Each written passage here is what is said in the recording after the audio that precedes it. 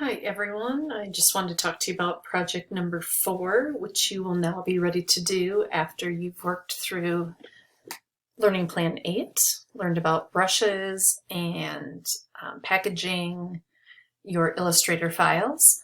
So project 4 is called Amazing Brushes, and I have the rubric that I'd like to go over with you, but in this case you're going to be creating an Illustrator drawing using some of the brushes that we learned about, and specifically thinking about why you would use a brush versus just a color fill.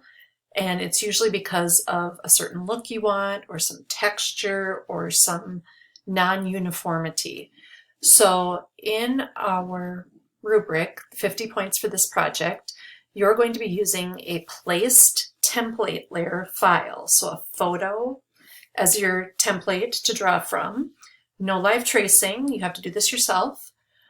Printed document turned in on time and uploaded to Blackboard. Obviously the online class will not be printing, but in person you will print. The template layer has to be truly saved as a template layer. So if you've forgotten about that, you're going to have to look it up in the book.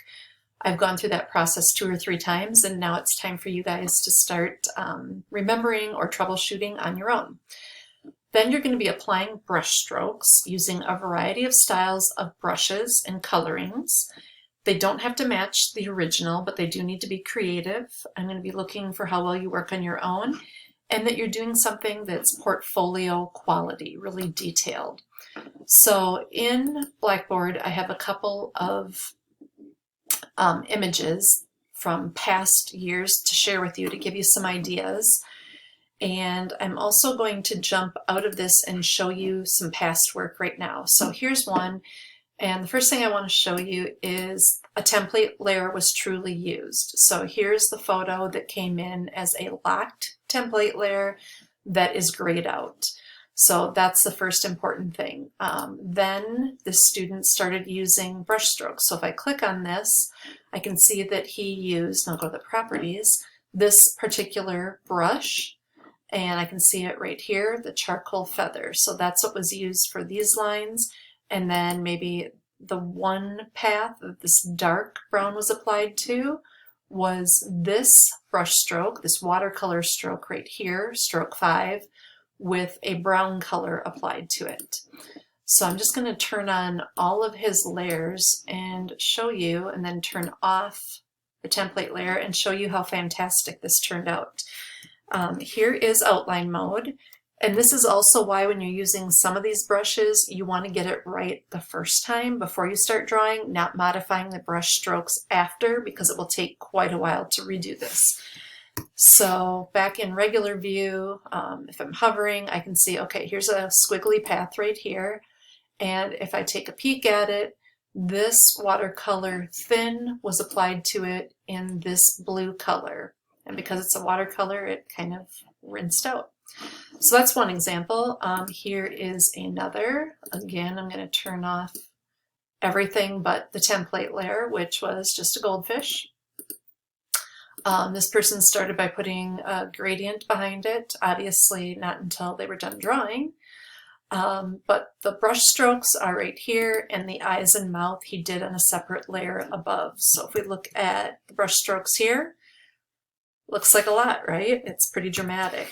Again, this is how, though, we were able to achieve these really dramatic, neat looks. So if I click on this, I can find that it was this splash brush, and it was done with this orange color at 100% opacity.